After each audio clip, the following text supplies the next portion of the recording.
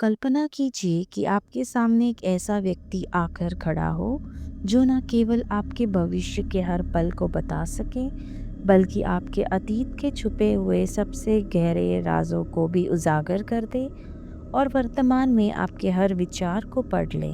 तो क्या आप इस स्थिति का सामना करने की हिम्मत कर पाएंगे, या फिर उन खुलासों के बोझ तले खुद को असहज महसूस करेंगे? मुझे यकीन है कि आप इस कहानी को पसंद करेंगे, इसलिए कृपया इस वीडियो को बिना स्किप किए पूरा सुनें, क्योंकि आपकी पसंद और सपोर्ट मेरे लिए बहुत मायने रखते हैं। बस एक छोटी सी रिक्वेस्ट है, अगर आप इस चैनल पर नए हैं तो चैनल को सब्सक्राइब करने ना भूलें, ताकि आगे भी आपको ऐसी डरावनी कहानियाँ सुनने को मिले। और हाँ, कमेंट में ज़रूर बताएं कि आपको यह कहानी कैसे लगी और आप किस शहर से इसे देख रहे हैं, ताकि मुझे यह जानने का मौका मिले कि हमारी कहानी कहाँ तक पहुँच रही है। मुझे यकीन है कि यह कहानी आपको बिल्कुल पसंद आएगी। तो चलिए आज की कहानी शुरू करते हैं। आज हम आपके लिए लेकर आए हैं एक ऐसी खौफनाक और रहस्यमय भरी कहानी जो आपको रातों की नींद उड़ाने पर मजबूर कर देगी।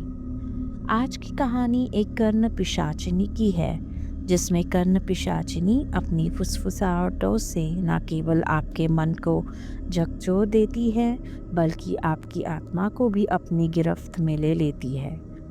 यह कहानी आपको एक ऐसी दुनिया में ले जाएगी जहाँ डर केवल आंखों से नहीं, बल्कि कानों के रास्ते आत्मा तक पहुँचता है। कर्ण पिशाचिनी एक रहस्यमय और खौफनाक अघोरी विद्या है, जिसका इस्तेमाल किसी भी व्यक्ति के मन की गहरी बातें, उसका भूत, वर्तमान और भविष्य जानने के लिए किया जा सकता है। यह विद्या असली है, लेकिन यह किसी के लिए खतरे का कारण भी बन सकती है।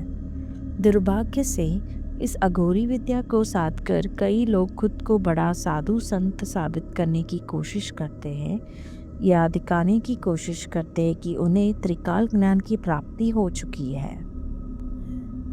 वे यह दावा करते हैं कि वे भूत, वर्तमान और भविष्य को देख सकते हैं, और इसी विश्वास के साथ भोले भाले लोगों को भ्रम में डालते हैं। असल में ये लोग एक पिशाचिनी शक्ति के अधीन होते हैं, जो उन्हें धीरे धीरे अपने वश में कर लेती है।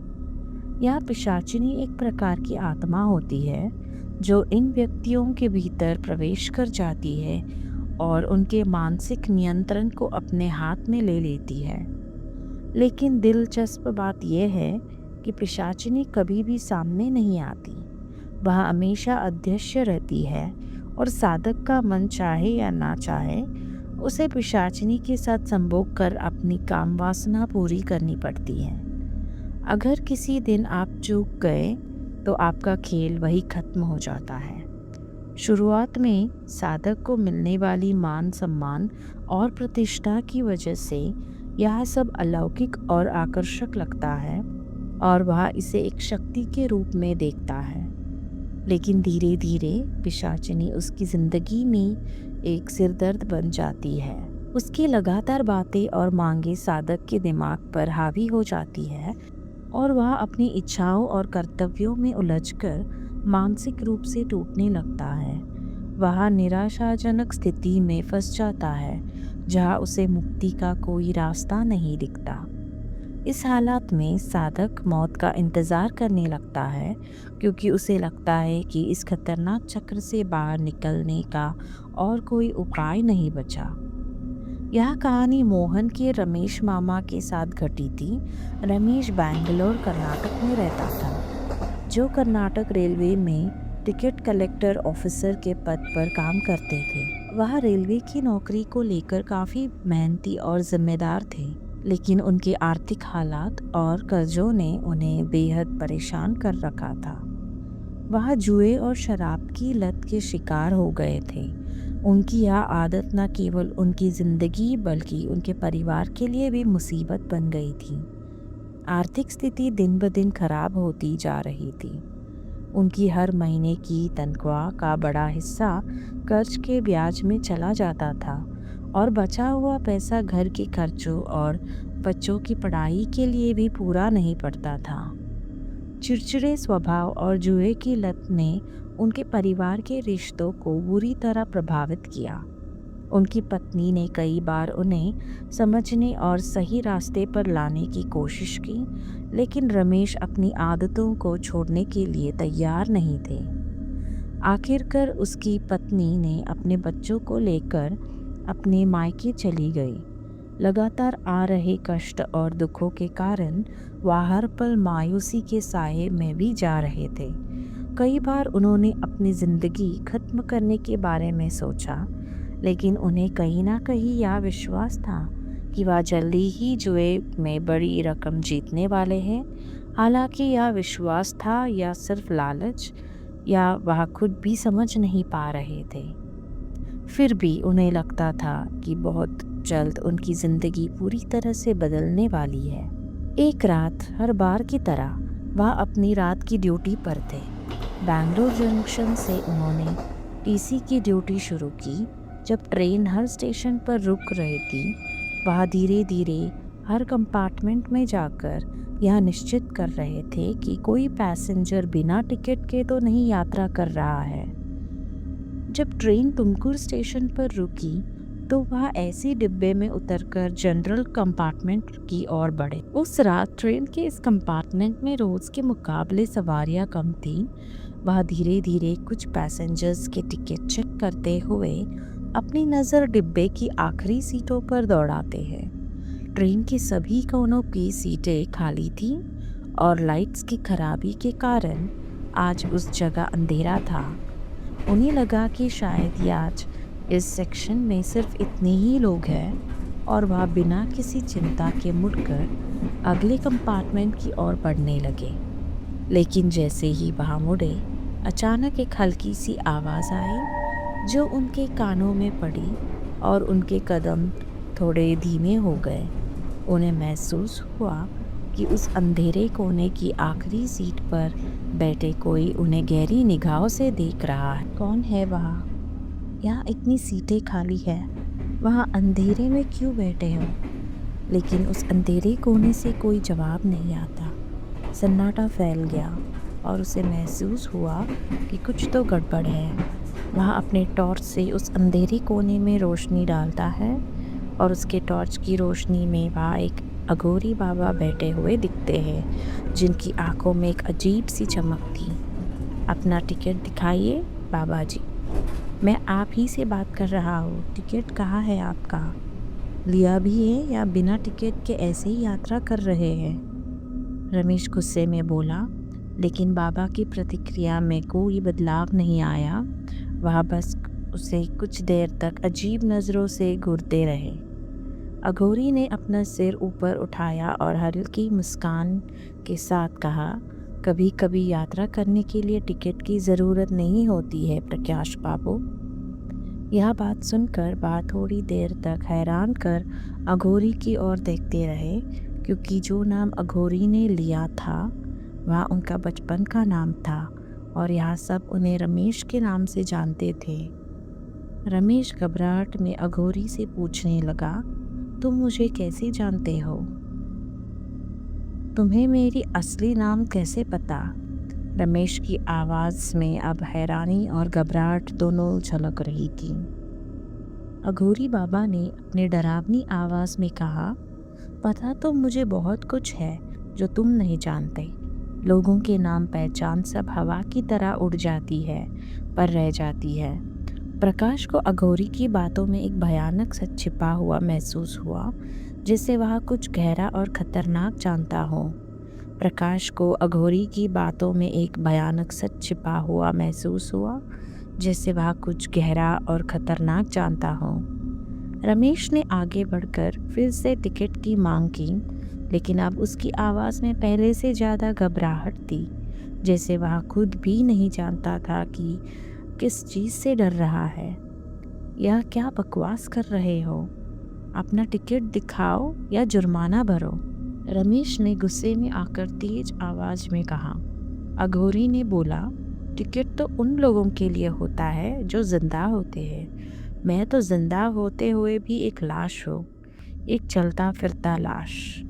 उसकी आवाज़ में एक अजीब सी ठंडक थी जो रमेश के रोंगटे खड़े कर गई। यह ज्ञान की बातें किसी और से जाकर कहो। अगर टिकट नहीं लिया है तो जुर्माना भरो, वरना अगले स्टेशन पर धक्के मारकर बाहर निकाल दूंगा। रमेश ने गुस्से में कहा, लेकिन उसके शब्दों का अघोरी पर कोई असर नहीं हुआ। अगला स्टेशन? अगला स्टेशन तो अभी बहुत दूर है रमेश बाबू, लगभग 2 घंटे का सफ़र है। लेकिन मैंने लोगों की जिंदगियां 2 पल में बदलते देखी है। अघोरे ने गहरी नज़रों से रमेश को घूरते हुए कहा, जैसे तुम्हारे पिताजी का ही ले लो। क्या एक टैक्सी ड्राइवर ने कभी सोचा था कि उनका होनहार बेटा जुए की लत में उनकी सारी जमा पूंजी बर्बाद कर देगा? उसकी बातों ने रमेश की सांसें तेज हो गई, लेकिन उसने अपने चेहरे पर डर को झलकने नहीं दिया। वह तुरंत अपनी घबराहट पर काबू पाते हुए अघोरी से सख्त आवाज़ में बोला, कौन हो तुम? और तुम्हें मेरे और मेरे पिताजी के बारे में इतनी बातें कैसे पता? अघोरी ने रमेश की ओर गहरी नज़रों से देखा और एक धीमी मुस्कान के साथ कहा, मैं कौन हूँ यह जानना उतना ज़रूरी नहीं है जितना यह समझना कि मैं तुम्हारे बारे में क्या जानता हूँ और इस ज्ञान से क्या कर सकता हूँ। उसकी बातों ने रमेश को और ज़्यादा बेचैन कर दिया। पर इतना समझ लो, तुम्हारी ज़िंदगी जो अब तक बदकिस्मती की बेड़ियों पे चटकी हुई थी, उसे खोलने की चाबी सिर्फ और सिर्फ मेरे पास है। कौन सी चाबी? यह सब बेतुकी बातें हैं। मैं ये बाबा बाबा में नहीं मानता। अगर तुम इतने ही ज्ञानी हो तो मेरे बारे में कोई ऐसी बात बताओ जो सिर्फ मैं जानता हूँ और कोई नहीं। अघोरी बाबा ने गहरी सांस लेते हुए बोले, 30 मई 2002 जब तुम्हारे पिताजी अस्पताल में न्यूमोनिया के कारण वेंटिलेटर पर अपनी आखिरी सांसें गिन रहे थे, ऑपरेशन के लिए पैसों की कमी के चलते तुम्हारी माँ ने अपनी सोने की चूड़ी को बेचने के लिए दे दी। और तुमने क्या किया था रमेश बाबू? तुमने उन्हीं पैसों को घर से चुरा कर जुए की लत में लगा दिया। जब माँ ने पैसों के बारे में पूछा तो तुमने ऐसा दिखाया जैसे अस्पताल आते समय किसी ने पैसे लूट लिए हो। ऑपरेशन ना हो पाने के कारण तुम्हारे पिताजी तो चल बसे, लेकिन तुम्हारे अंदर रत्ती भर का भी अफसोस नहीं था। तुम्हें तो सिर्फ पैसे हारने का दुख सता रहा था। क्यों? सही कहा ना रमेश बाबू? अघोरी ने हंसते हुए कहा। रमेश हैरान होकर पास वाली सीट पर बैठ गया, क्योंकि अघोरी ने जो सच्चाई उसके सामने बयां की थी वह सिर्फ रमेश के अलावा और कोई नहीं जानता था। अब रमेश को अघोरी की बातों पर विश्वास होने लगा था, लेकिन वह फिर भी कंफ्यूज था। लेकिन यह कैसे मुमकिन है बाबा? आप कौन हैं और आपको यह सब कैसे पता? रमेश ने भावुक होकर पूछा। उसकी आंखों में गड़बड़ी था, जैसे वह किसी ऐसी दुनिया में कदम रख चुका हो जिसका उसे कोई अंदाज़ा नहीं था। अघोरी ने पूछा, क्या तुमने कभी कर्ण पिशाचिनी सिद्धि के बारे में सुना है? क्या? कौन से पिशाचिनी? रमेश ने आश्चर्य से पूछा। अघोरी ने गुस्से में कहा, पिशाचिनी नहीं, कर्ण पिशाचिनी। उसी की मदद से मैं सिर्फ तुम्हारा ही नहीं, मैं सबके बारे में जान सकता हूँ। इस दुनिया में जो भी मेरे सामने आता है उसका भूत, भविष्य और यहाँ तक कि वर्तमान में उसके मन में क्या चल रहा है वह भी मैं बता सकता हूँ। उसकी आवाज़ में एक अजीब सी ताकत थी, जैसे वह किसी अदृश्य शक्ति से जुड़ा हो जो रमेश को और भी डर की ओर खींच रही थी। यह बात सुनकर रमेश ने मन ही मन साजिश रचना शुरू कर दिया था। वह सोचने लगा, अगर यह सिद्धि वह हासिल कर लेगा तो वह इसके मदद से जुए में बहुत पैसे कमा सकता है। वह बिना किसी खतरे से बहुत सारी दौलत हासिल कर सकता है और अघोरी की मदद से अपने सभी नुकसान को भी चुका सकता है। उसकी आंखों में लालच की चमक थी जो उसकी अच्छाई को पूरी तरह से धुंधला कर रही थी। रमेश ने बिना किसी झिझक के अघोरी से पूछा, बाबा जी, क्या यह सिद्धि कोई सामान्य इंसान भी प्राप्त कर सकता है? क्या मैं भी इसे हासिल कर सकता हूँ? अघोरी ने रमेश की ओर गहरी नज़रों से देखते हुए कहा, सिद्धि प्राप्त करना कोई आसान बात नहीं है। यह तुम्हारे भीतर की सच्चाई, धैर्य और त्याग पर निर्भर करता है। लेकिन याद रखना रमेश बाबू, यह रास्ता उतना ही खतरनाक है जितना यह शक्तिशाली। अगर तुम्हारे इरादे गलत हुए तो यह सिद्धि तुम्हें विनाश की ओर भी ले जा सकती है। मुझे इसे प्राप्त करने में कई साल लग गए। रमेश ने अघोरी से पूछा, बाबा जी, क्या कोई ऐसा रास्ता या उपाय है जिससे मैं इसे जल्दी प्राप्त कर सकूं? आप जो कहेंगे मैं वह करूंगा। आपको जितना धन चाहिए मैं लाकर दूंगा, बस आप मुझे कोई रास्ता दिखाइए। अघोरी ने रमेश की ओर तीखी नज़रों से देखा और कहा, तुम्हारे पास देने के लिए ये है ही क्या? तुम खुद कंगाल हो और मुझे किसी भी चीज़ की ज़रूरत नहीं पड़ती। सिद्धि प्राप्त करना उतना आसान नहीं है, लेकिन हाँ, अगर कोई सिद्ध पुरुष जिसने अपनी सिद्धि जागृत की हो तुम्हें अपनी शक्ति यानी कर्ण पिशाचिनी देना चाहे तो तुम्हें उतना समय नहीं लगेगा। बस कुछ ही दिनों में तुम उसे हासिल कर सकते हो। रमेश के चेहरे पर लालच और डर के मिश्रित भाव साफ नजर आने लगे। अघोरी बाबा ने रमेश की आंखों में लालच और बेचैनी को भांप लिया। वह मन ही मन मुस्कुराया क्योंकि उसे यकीन हो गया था कि रमेश अब पूरी तरह से उसके जाल में फंस चुका था। रमेश ने निराशा भरी आवाज में पूछा, लेकिन बाबा, कौन अपनी की हुई शक्ति दूसरों को देगा? यह तो नामुमकिन है। अघोरी बाबा ने जवाब दिया, संभव है रमेश बाबू, अगर तुम चाहो तो मैं तुम्हें अपना सिद्धि भेंट में भी दे सकता हूँ। रमेश को अघोरी की बातों पर यकीन करना मुश्किल हो रहा था। उसके मन में संदेह उठने लगा। वह सोचने लगा, क्या यह बाबा ढोंगी है? कहीं यह मुझे मूर्ख तो नहीं बना रहा? रमेश शक भरी नजरों से अघोरी की तरफ देखते हुए बोला, लेकिन बाबा, आप क्यों यह शक्तियाँ मुझे देना चाहेंगे? आपको इसमें क्या लाभ है? अघोरी बोला, लाभ? मेरे लिए संसार में कोई लाभ या हानि नहीं है। मैं अघोरी हूँ, संसार के बंधनों से मुक्त। शक्ति मेरे लिए सिर्फ एक साधन है, एक माध्यम। लेकिन तुम्हारे लिए यह वरदान का मार्ग बन सकती है। वैसे भी यह सिद्धि पीढ़ी अपना रूप बदलती है, यह स्थायी नहीं रहती। और मेरा ना कोई परिवार है ना कोई संतान। मैंने इस शक्ति को साधा है। अगर तुम्हें क्षमता है तो मैं तुम्हें यह शक्ति भेंट में दे सकता हूँ। अघोरी ने चेतावनी देते हुए कहा, लेकिन याद रहे, यह सिद्धि पाने के बाद तुम्हारा जीवन कभी पहले जैसे नहीं रहेगा। कर्ण पिशाचिनी तुम्हें असीम शक्तियाँ देगी, पर उसकी कीमत भी असीम होगी। रमेश ने उत्सुकता और डर के साथ पूछा, कैसी कीमत बाबा? अघोरी ने कहा, एक बार कर्ण पिशाचिनी तुम्हारे जीवन में प्रवेश कर गई तो वह हर पल तुम्हारे साथ होगी। वह तुम्हारे कानों में हर रहस्य फुसफुसाएगी, तुम्हें हर सवाल का जवाब देगी, पर उसकी आवाज़ से पीछा छोड़ना असंभव है। वह किसी और को तो दिखाई नहीं देगी, यहाँ तक कि तुम्हें भी नहीं। रात के सपनों में वह तुम्हारे साथ एक गहरा शारीरिक संबंध बनाएगी। यह संबंध तुम्हारी इच्छा से परे होगा। तुम्हें उसकी इच्छाओं का विरोध करने का अधिकार नहीं होगा। अगर तुमने उसकी मांगों का विरोध किया तो तुम्हारी मृत्यु बहुत ही भयानक होगी। तुम्हारे शरीर और आत्मा पर उसका अधिकार होगा।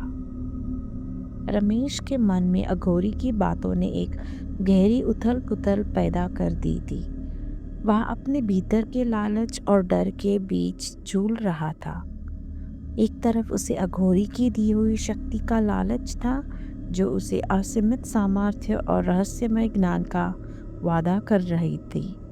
वहीं दूसरी तरफ कर्ण पिशाचिनी की चेतावनी, बड़ी सजा और उसकी इच्छाओं के आगे आत्मसमर्पण का डर उसे भीतर तक झकझोर रहा था। रमेश के मन में अब संघर्ष गहरा हो गया था। क्या मैं इस कीमत को चुका सकता हूँ? उसने सोचा। अकेलेपन ने उसे घेर लिया था।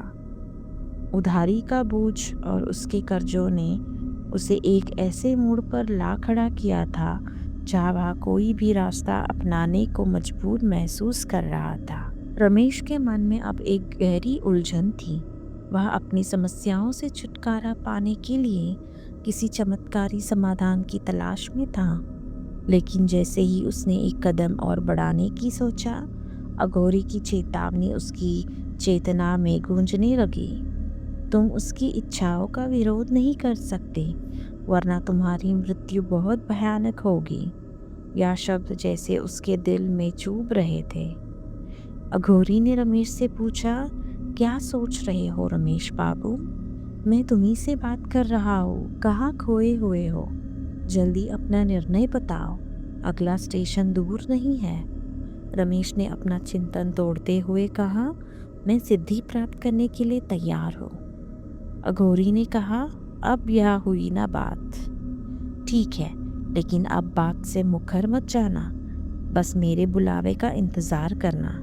मैं तुम्हें बताऊंगा कि तुम्हें कहाँ आना है।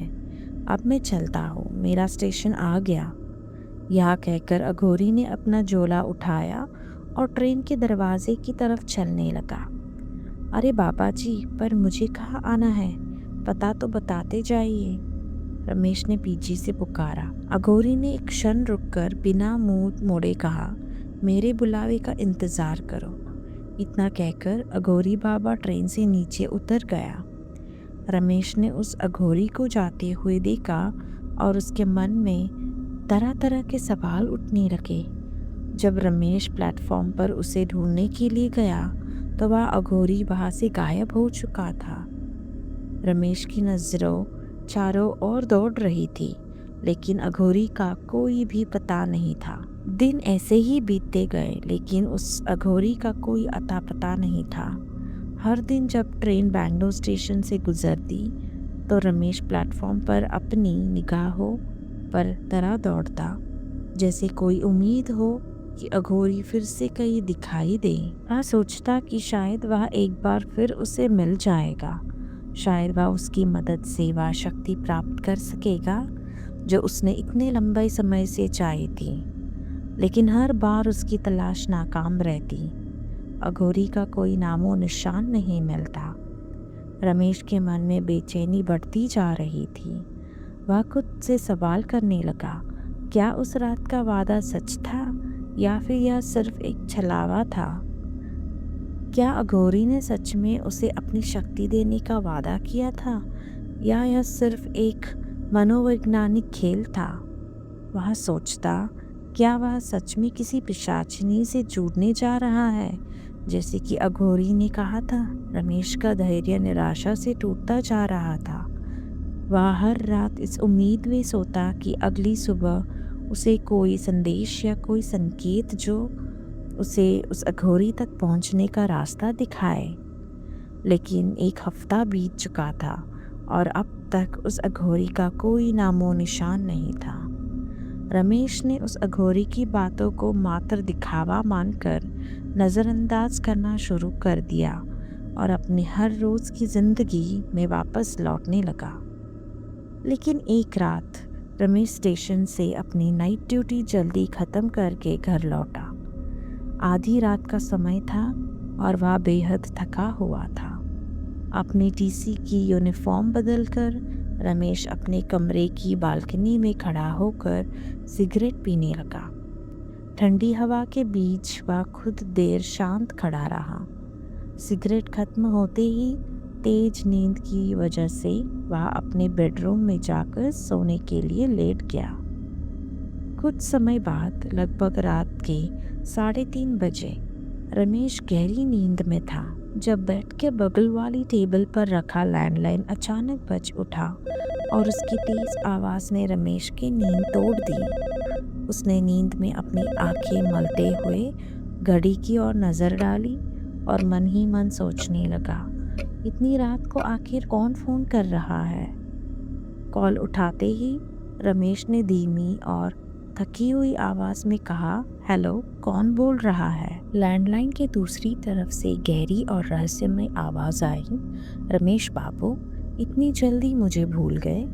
लेकिन मैं नहीं भूला हूँ, अघोरी ने कहा।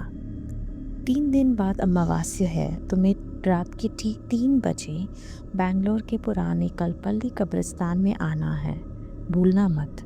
मैं तुम्हारा इंतज़ार करूँगा। ना कहकर अघोरी ने कॉल काट दिया।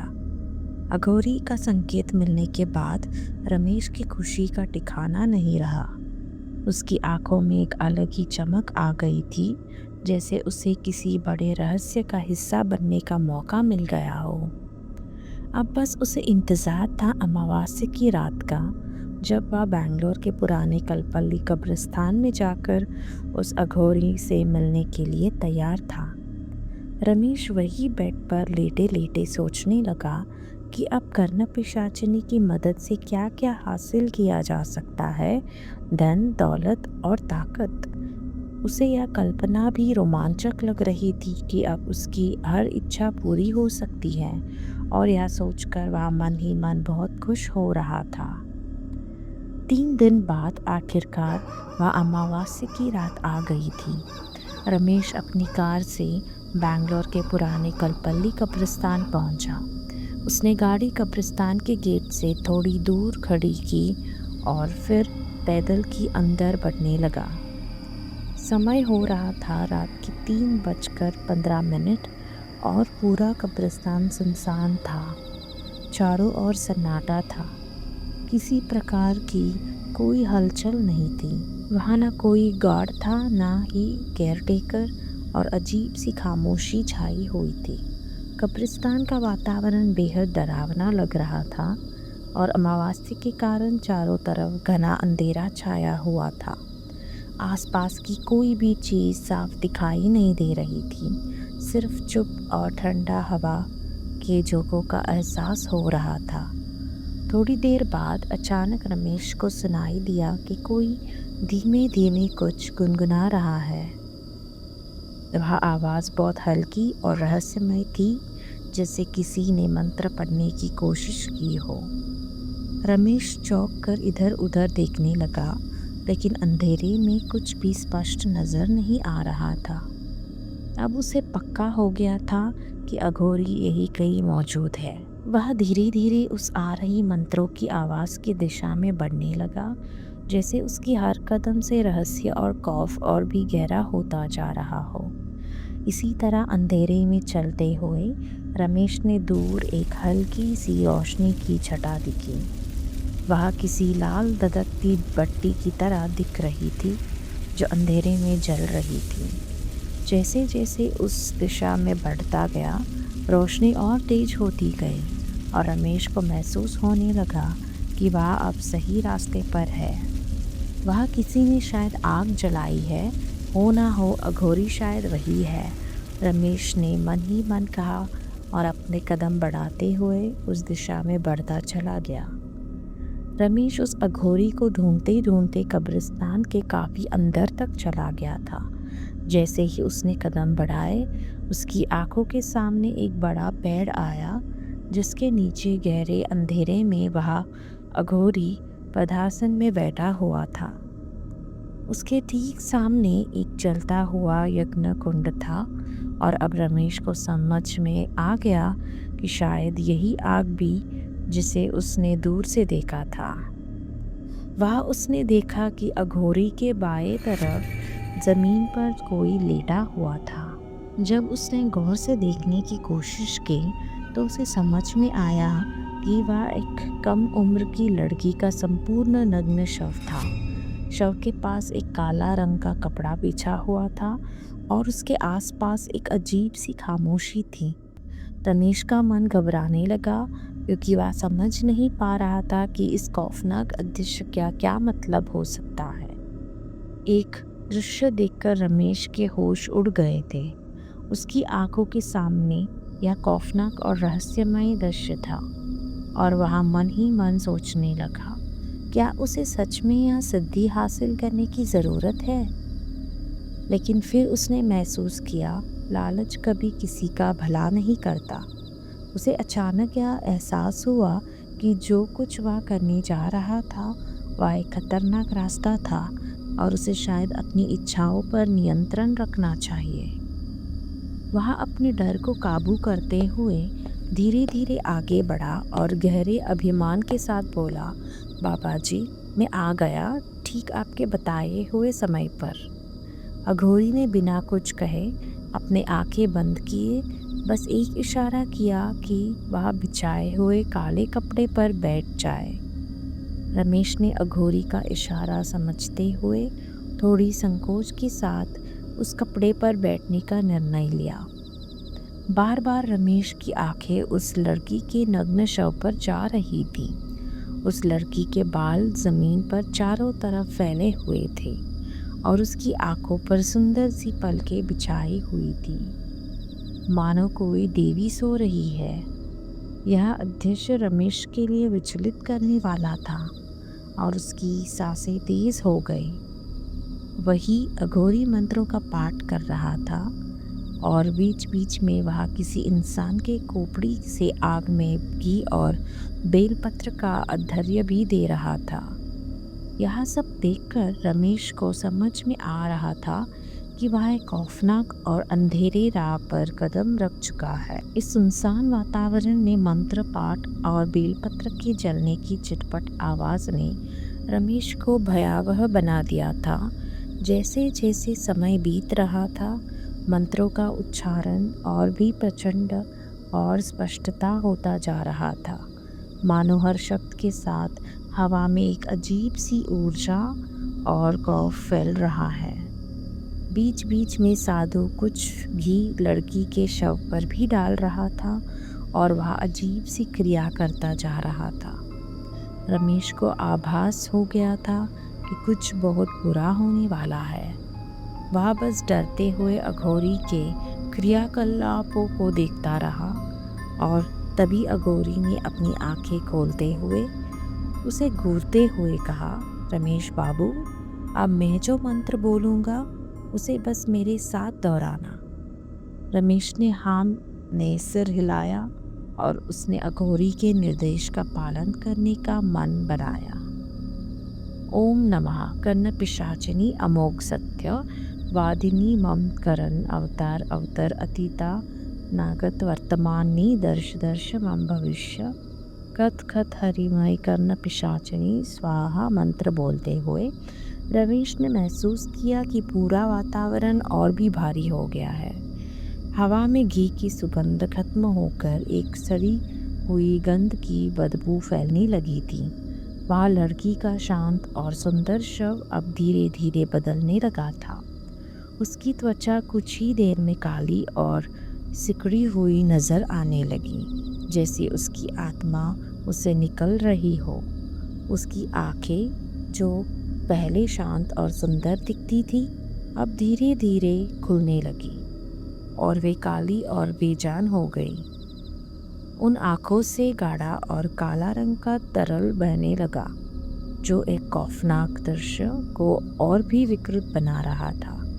वह चेहरा जो पहले मासूम और सुंदर दिखता था, अब पूरी तरह से विकृत और भयावह हो चुका था, मानो किसी पिशाचिनी का रूप धारण कर लिया हो। अब मैं तुम्हें एक बीज मंत्र दे रहा हूँ, जिसका जाप तुम्हें हर रात 108 बार करना होगा।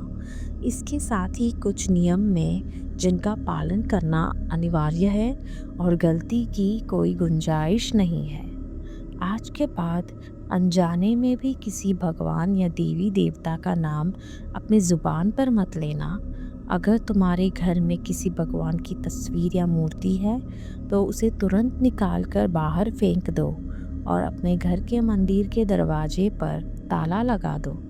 ध्यान रहे, चाहे कुछ भी हो जाए, उसे कभी मत खोलना।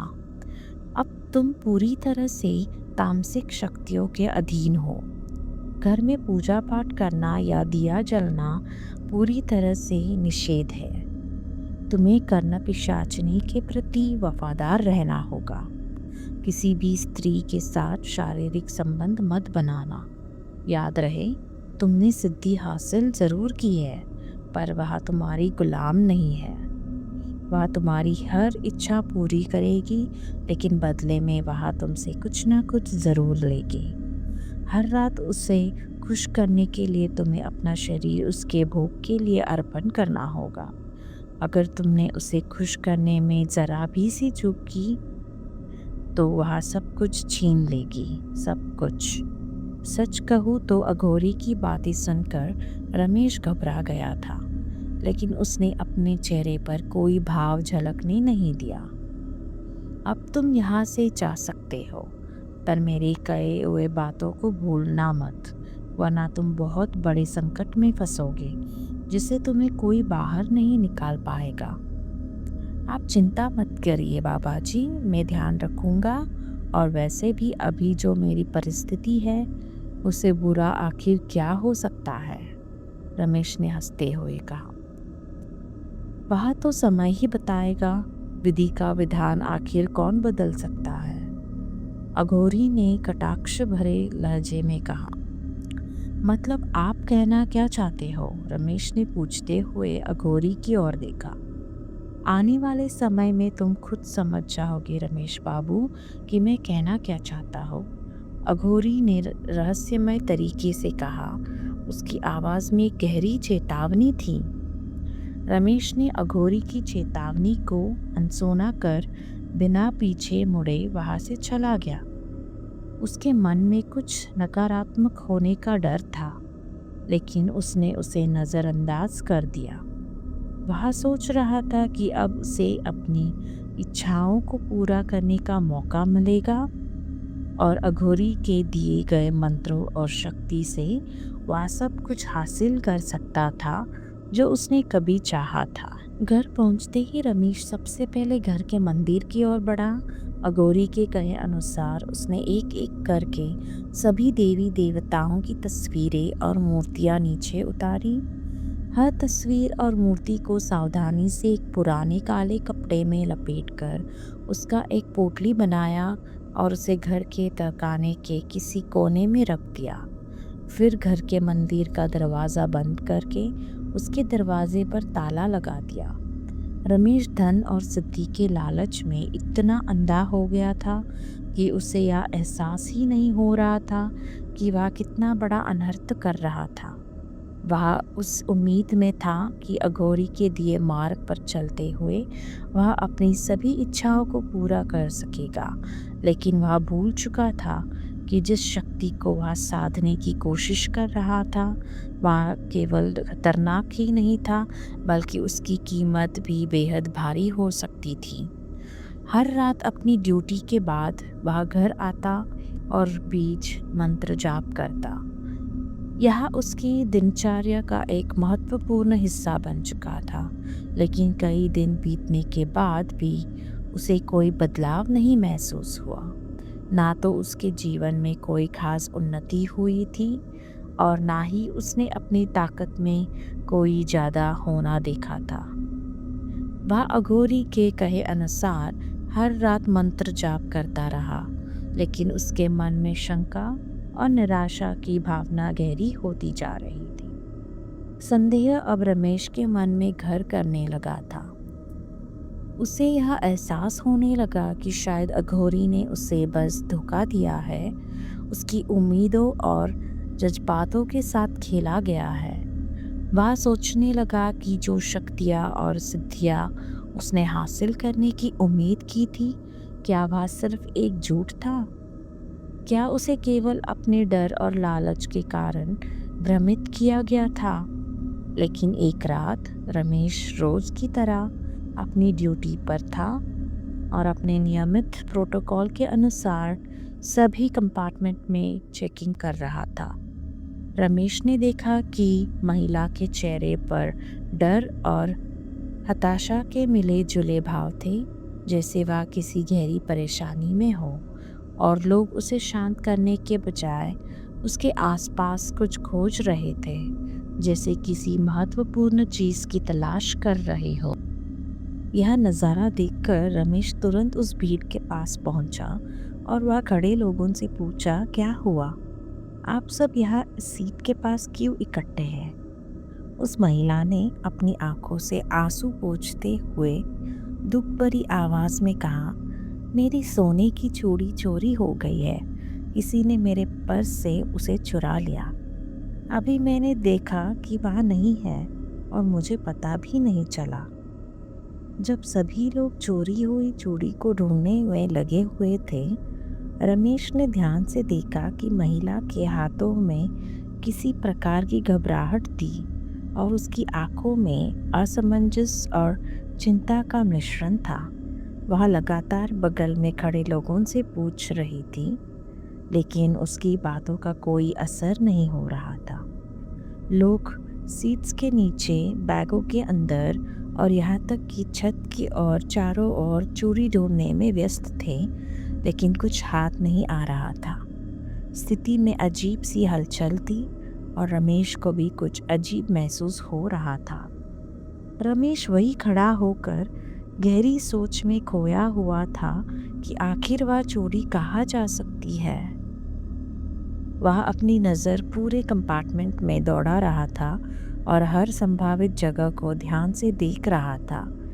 तभी अचानक उसे ऐसा महसूस हुआ जैसे सब कुछ धीमा हो गया है, जैसे आसपास की हर चीज़ एकदम सुन्न और धीमी हो गई है। तभी उसके दाहिने तरफ के कान में उसे कुछ सुनाई देता है। सीट नंबर 11 पर ब्लैक शर्ट वाला आदमी, ऊपर की जेब। रमेश को यह आवाज़ सुनकर एक झटका सा लगा। पहले तो उसे समझ नहीं आया कि यह क्या था, लेकिन जब उसने ध्यान से सुना तो उसे समझ में आया कि किसी ने उसे सीट नंबर 11 पर बैठे ब्लैक शर्ट वाले आदमी की जेब के बारे में बताया था। रमेश ने फौरन ध्यान केंद्रित किया और वहाँ मौजूद सभी लोगों से कहा, क्या आप लोगों ने सीट नंबर 11 के पास देखा? वह ब्लैक शर्ट वाला आदमी है, उसकी ऊपर वाली जेब चेक करो। लोगों ने एक दूसरे की ओर देखा, फिर रमेश की बात सुनकर वे उस व्यक्ति की ओर बढ़े। ब्लैक शर्ट पहने आदमी ने पहले तो हैरानी से देखा और पीछे हटने की कोशिश करने लगा। लोगों ने उसे घेर लिया। एक व्यक्ति ने उसके शर्ट की जेब में हाथ डाला और तभी सबकी आंखें चौंक गई। जेब में से कुछ और नहीं बल्कि एक चमचमाती हुई सोने की चूड़ी निकली। जो चोरी हुई थी। पूरी भीड़ में खामोशी छा गई और कुछ ही देर में लोग आपस में फुसफुसाने लगे। जो हुआ वह सभी के लिए चौंकाने वाला था। लोग धीरे धीरे उस चोर को पकड़कर पीटना शुरू कर चुके थे। रमेश चुपचाप वहां से बाहर की ओर निकल गया। उसके कदम धीमे थे, लेकिन उसका दिल तेजी से धड़क रहा था। वह सुन्न और हैरान था और समझ नहीं पा रहा था कि अभी अभी जो हुआ वह असल में क्या था। रमेश को अचानक एहसास हुआ कि अघोरी की सिद्धि सच में असर दिखाने लगी थी। जिस मंत्र का वो इतने दिनों से जप कर रहा था, वह अब वास्तव में काम करना शुरू कर चुका था। उसे यह यकीन हो गया कि कर्ण पिशाचिनी अब सच में उसकी जिंदगी में आ चुकी है। उस दिन जब रमेश अपनी ड्यूटी के बाद घर लौटा, दिन भर की भागदौड़ और मानसिक तनाव के बाद उसे गहरी नींद आ गई। रात के करीब 1 बजे होंगे जब रमेश को कमरे में किसी के हंसने की आवाज़ सुनाई दी। वह हैरान होकर तुरंत जागा और चारों ओर नज़र दौड़ाई, लेकिन कमरे में कोई नहीं था। रमेश को यह महसूस हुआ कि यह वही आवाज़ है जो उसने ट्रेन में सुनी थी और अब वह आवाज़ उसके घर के दूसरे फ्लोर के बगल वाले बंद कमरे से आ रही थी। कमरे का दरवाज़ा लंबे समय से बंद था। रमेश उस बंद कमरे की तरफ बढ़ता है और जैसे जैसे वह कमरे के पास पहुंचता है उसके कदमों में एक अजीब सा संकोच और डर था। कमरे में घना अंधेरा था। रमेश अपनी आंखें मलते हुए अंधेरे में घबराहट से देखने की कोशिश करता है।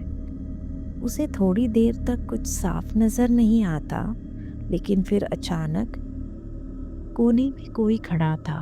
वह अपने मोबाइल का टॉर्च ऑन करता है और धीरे धीरे उस अंधेरे कोने में रोशनी डालता है। टॉर्च की हल्की रोशनी में एक क्षण के लिए कुछ दिखाई नहीं देता, लेकिन जैसे ही रोशनी और गहरी होती है उसकी नज़रें एक खूबसूरत महिला पर पड़ती है। वह महिला सोने के आभूषणों से सजी हुई थी जो उसकी सुंदरता को और भी निखार रहे थे। उसकी त्वचा दूध जैसी साफ और गोरी थी, मानो किसी ने उसे सही समय पर निखारा हो। उसकी बड़ी बड़ी आंखों में एक अजीब सी गहराई और रहस्य था जो उसे और भी आकर्षक बन रहा था।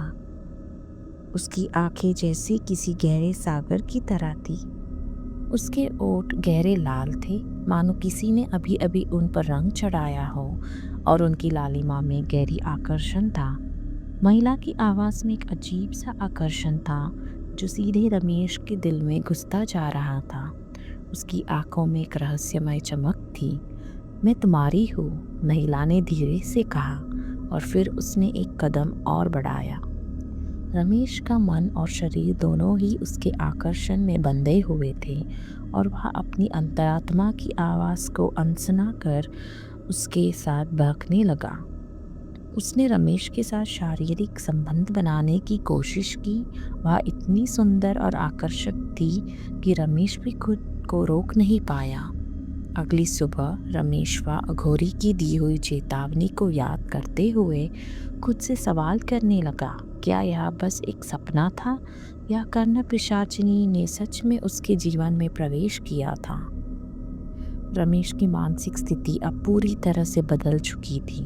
वह धीरे धीरे कर्ण पिशाचिनी के आकर्षण और शक्ति में इतना डूब चुका था कि वह उसके आदेशों का पालन करने में संकोच नहीं करता था। उसने अपनी इच्छाओं को पूरा करने के लिए उसे एक साधन की तरह इस्तेमाल करना शुरू कर दिया था। शारीरिक सुख और जुए के खेलों में उसका पूरी तरह से मन रमता जा रहा था। रमेश ने कर्ण पिशाचिनी की शक्ति का और भी अधिक फायदा उठाना शुरू कर दिया। वह अब किसी भी खेल या चुनौती में कभी हार नहीं सकता था, क्योंकि कर्ण पिशाचिनी उसे हर स्थिति की जानकारी पहले ही दे देती थी। अपने विरोधियों की अगली चालें वह पहले से ही जान लेता था और उनकी हर चाल को नाकाम कर देता। हर बीतते दिन के साथ रमेश का जीवन और भी चमकदार और भव्य होता जा रहा था। उसकी अमीरी की कोई सीमा नहीं थी। पहले जो कर्ज उसे भारी लगता था वह अब चुकता हो गया था। उसकी दौलत इतनी बड़ी हो चुकी थी कि अब वह खुद को किसी राजा से कम महसूस नहीं करता था। वह अपने बढ़ते धन को सिर्फ सोने, चांदी और बेशकीमती गहनों में निवेश करने लगा था। कर्ण पिशाचिनी की मदद से रमेश की किस्मत दिन ब दिन चमकती जा रही थी। उसके बुरे दिन अब दूर हो चुके थे और वह पैसों के नशे में पूरी तरह से चूर हो गया था। उसका जीवन अब केवल सुख, सुविधाओं और विलास के आसपास घूमने लगा था। रमेश अब पूरी तरह से भूल चुका था कि यह बेशुमार दौलत और शोहरत उसके आसपास दुष्कर्म और गलत रास्ते पर चलने के कारण ही मिल रही थी। अब रमेश के पास सब कुछ था, नाम, पैसा, शोहरत, और उसकी सबसे बड़ी चिंता यानी कर्ज भी खत्म हो चुका था। वह हर कदम पर सफलता की ऊंचाई तक पहुंच जा चुका था और उसकी ज़िंदगी बिल्कुल बदल चुकी थी। इस बदलाव के बाद रमेश ने अपनी पत्नी को याद किया, जो उसकी बढ़ती हुई गतिविधियों और अंधेरे रास्तों से तंग आकर उसे छोड़कर चली गई थी। उसे एहसास हुआ कि उसने अपनी पत्नी को खो दिया था। उसने अपनी पत्नी को कई बार फ़ोन किया, संदेश भेजे और उसे बताने की कोशिश की कि वह बदल चुका है, आखिरकार उसकी मेहनत और सच्ची इच्छा शक्ति ने रंग दिखाया। एक दिन उसकी पत्नी और परिवार वापस घर आ गए। रमेश की पत्नी जब सालों बाद घर लौटी तो उसे घर में रखी कीमती चीज़ों को देखकर बेहद हैरानी हुई। घर का माहौल बदल चुका था। पहले ही छोटी सी झोपड़ी जैसी जगह अब एक आलीशान महल में बदल चुकी थी। सोने चांदी के गहनों से लेकर महंगी और बेशकीमती चीज़ों तक हर जगह समृद्धि की छाप थी। यह सब देखकर उसकी आंखें चमक उठी। अपनी खुशी जाहिर करते हुए रमेश की पत्नी ने उसे पूछा, अचानक इतना पैसा कहाँ से आया जी? कोई लॉटरी वगैरह लग गई क्या? रमेश ने हंसते हुए जवाब दिया, तुम इन सब बातों की चिंता मत करो, बस खुश रहो। ऐसा समझो जैसे मेरे आंगन में पैसा का बड़ा सा पेड़ आ गया है और अब वो पेड़ हर दिन फल फूल रहा है। रमेश ने अपनी पत्नी से कहा, लेकिन एक बात का ध्यान रखना, दूसरे फ्लोर के कमरे में कभी मत जाना, उसे हमेशा बंद ही रखना, और अगर मैं वहाँ जाऊँ तो मुझे बिल्कुल भी परेशान मत करना।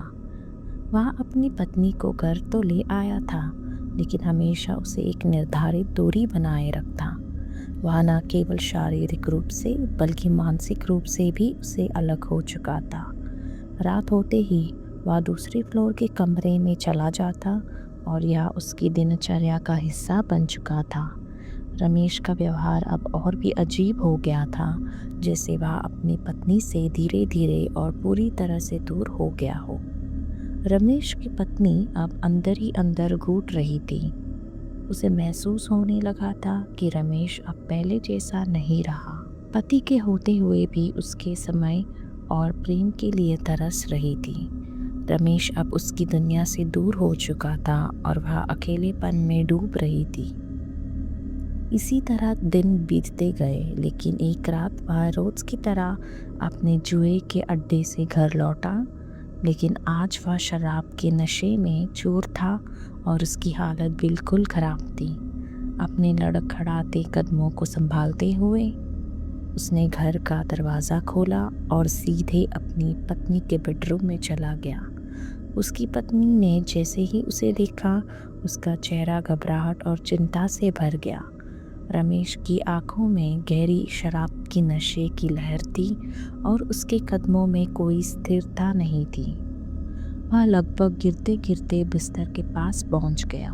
वह इतनी नशे में था कि बिस्तर पर लेटकर कुछ बड़बड़ाने लगा। उसकी आवाज़ में शराब की नशे की गूंज थी और शब्दों में एक ऐसी बेचैनी थी जो उसे शांति नहीं पाने देती थी। उसने अपनी पत्नी को पास बुलाया और धीरे धीरे अपनी पुरानी संघर्षों की बातें करने लगा। वह उन मुश्किलों के बारे में बता कर रहा था जिनसे वह पहले जूझता था और कैसे उसने कभी सोचा भी नहीं था कि उसकी ज़िंदगी इतनी बदल जाएगी।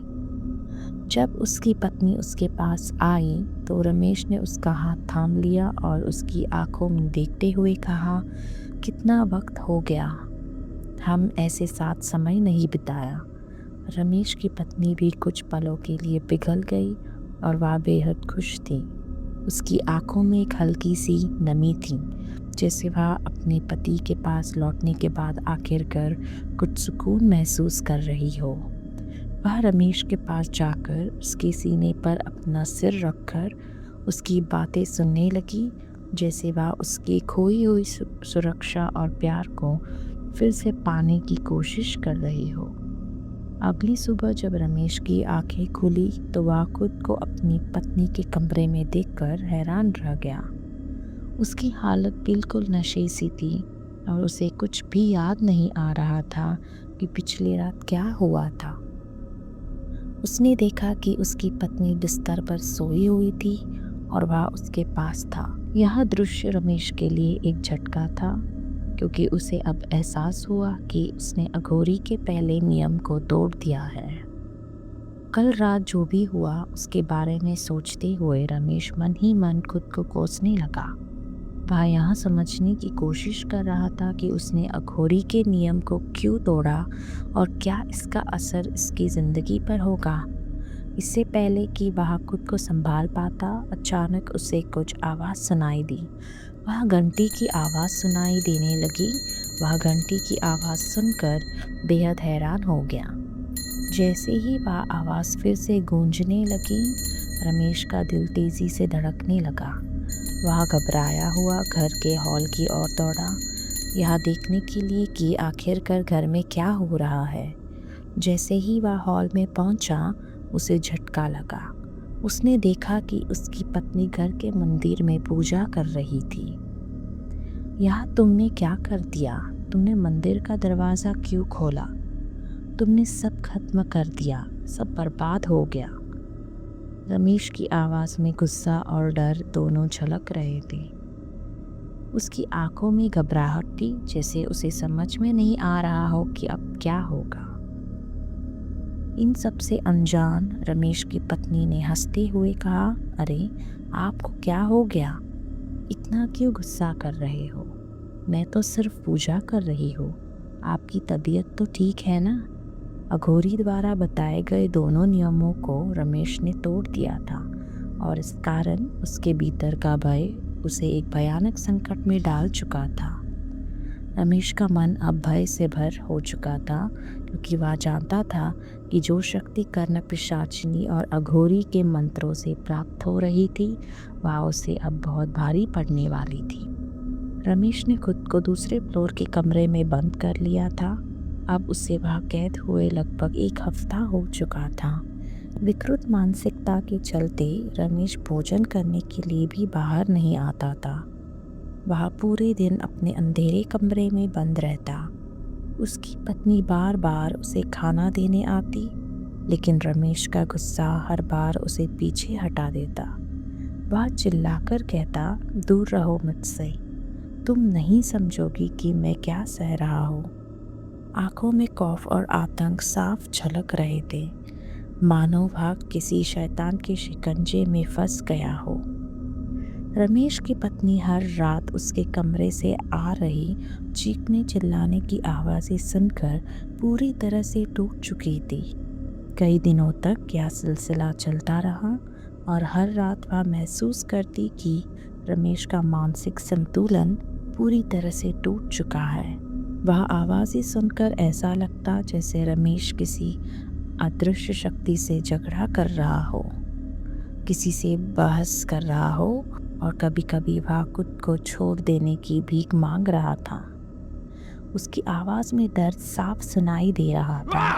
उसकी चीखें पूरे घर में गूंजती और उसकी पत्नी के दिल में एक गहरी कठिन चिंता समा जाती। उसे समझ में नहीं आ रहा था कि उसका पति अब किस हाल में है और वह किस खराब स्थिति में फंस चुका है। फिर एक रात अचानक रमेश की चीखें दर्द में बदल गई। वह ज़ोर ज़ोर से रोने लगा और उसकी आवाज़ से साफ पता चल रहा था कि वह किसी बड़े संकट में था। उसकी आवाज़ में ऐसे भय का मिश्रण था जिसे सुनकर उसकी पत्नी का दिल डूबने लगा। उसे लगा कि अब रमेश के भीतर कुछ और हो रहा है जो उसे पूरी तरह से नष्ट कर देगा। उसकी पत्नी घबराई हुई थी। हाथों में कांपते हुए उसने दरवाजे को खींचने की कोशिश की, लेकिन वह अंदर से बंद था। डर और चिंता के बीच उसने तुरंत दरवाजे की हल्की दरार से झांकने की कोशिश की। वहाँ का दृश्य भयावह था। रमेश कमरे के कोने में बैठा हुआ था। उसके चेहरे पर भय और पीड़ा के निशान साफ थे। वह अपने दोनों हाथों से अपने कानों को कसकर ढककर जोर जोर से चिल्ला रहा था, जैसे वह किसी भयानक आंतरिक संघर्ष से गुजर रहा हो। उसकी आवाज़ में घबराहट और दर्द था, जैसे वह किसी अदृश्य ताकत से बचने की कोशिश कर रहा हो। मुझे अकेला छोड़ दो, मैं तुम्हें और खुश नहीं कर सकता। मुझ में अब और ताकत नहीं बची है। वह पागलपन की हद तक चिल्ला रहा था। रमेश की पत्नी के रोंगटे खड़े हो गए। वह पूरी तरह से कंफ्यूज थी, समझ नहीं पा रही थी कि रमेश किससे बात कर रहा था और वह कौन था जो उसे इस हद तक परेशान कर रहा था। रमेश की चीखें इतनी जोरदार और दर्दनाक थी कि वे पूरे घर में गूंज रही थी, मानो उसके अंदर का दर्द कभी खत्म नहीं होने वाला था। पूरी रात उसकी पत्नी दरवाजे के पास बेसहारा बैठी रोती रही। उसकी आंखों में असहायता और डर की झलक थी। वह समझ नहीं पा रही थी कि अंदर क्या हो रहा है। कुछ देर बाद चीखें और रोने की आवाज़ें अचानक थम गई। चारों ओर एक मनहूस सन्नाटा छा गया था, जैसे समय ने खुद को रोक लिया हो। रमेश की पत्नी उस अचानक छाई खामोशी से हैरान थी। अभी तक रमेश की दर्द भरी चीखें सुनाई दे रही थी, जो उसकी पीड़ा और भय को बयां कर रही थी।